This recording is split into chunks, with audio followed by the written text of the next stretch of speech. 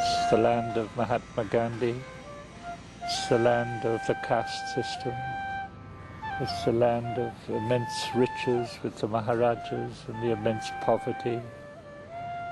But yet through all that, there's a sort of spirituality. There's a sense of something very human.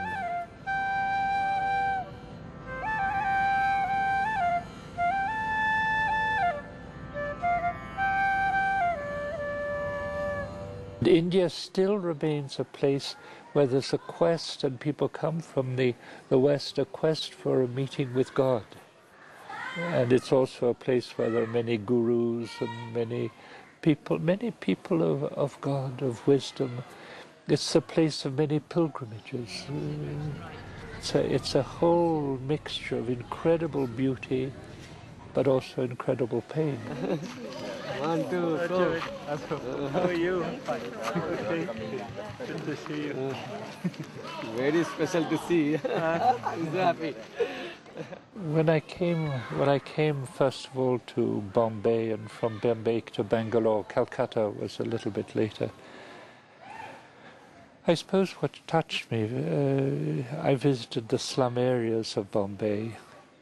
I remember the same reality that, of the face of the children and the smile of you'd go into these very poor areas and the incredible beauty of people. And I remember also in Tamil Nadu visiting leprosy, incredible beauty of these men and women. I mean, something so profoundly human. And then I think all these elements of the climate, the food, and all this, but at the same time, the pain of so much poverty and so much riches. So I think sensing something profoundly human, and I would say, I don't quite know how to say it, something profoundly divine, something very divine, something which is God-given in this culture.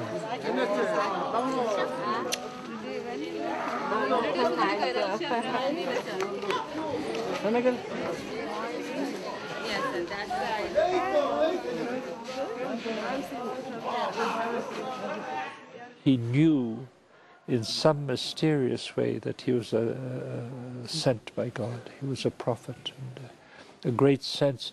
And of course this sense of God and the sense of prayer, deep prayer, was brought about the truth will always conquer. I mean, his vision is the vision of truth, and that lies and aggressions, all this is outside of truth. And so the whole of what you would call the non-violent, or the respect for truth is founded on his deep love of God, or the sense that he was a prophet of God.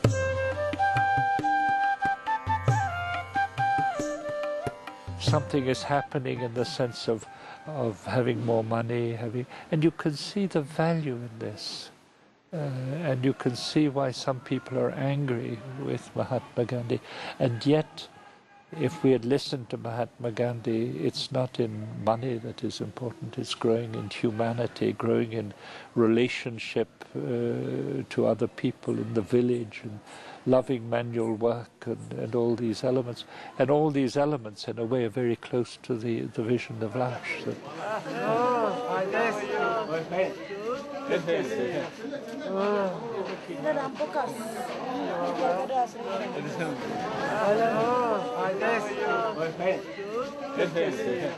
There were two things with Mother Teresa that this incredible love of the most broken, which brought her to big is beautiful, but also her deep sense of different religions and the respect for different religions.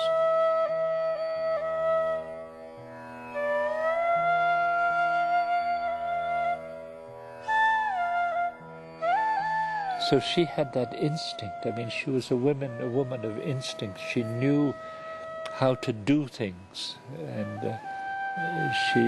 she followed this, what I'd call her political instinct, which is not a political in this general sense, but she knew how to get things done, and her desire was just to reveal that Jesus is lovable and that God is lovable.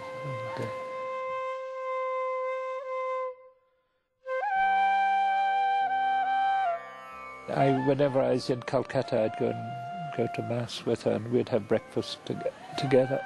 And she was amazing with projects. Just to hear about, she wanted to leave for China, she wanted to do this, and you could just sit here, and she was bubbling over with ideas, and that she wanted to go and see the President of the United States, get permission to do this, and she was flabbergasting.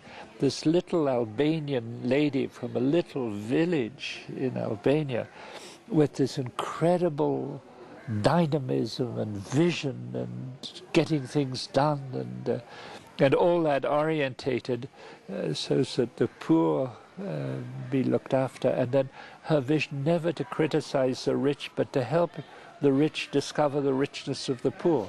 Lucky? The last time we had this in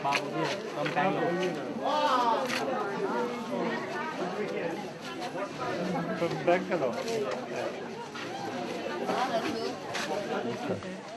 The big thing will always be how to help people, how L'Arche doesn't become another religion, but how to help each person to be fulfilled in their own religion, going deeper so to be more open.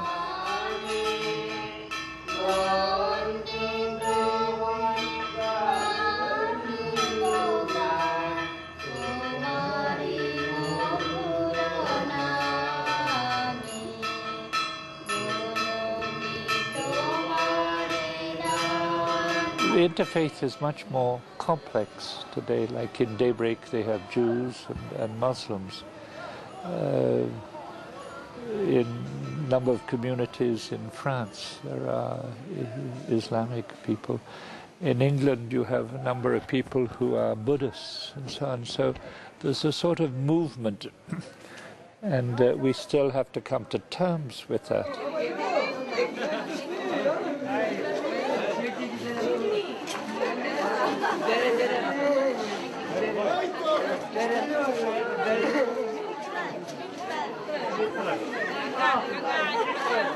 You know, I know that India is part of my humanity, and my humanity is part of the whole, something much wider than that. That in a way, I'm not really French and I'm not really Canadian. I'm more Archien.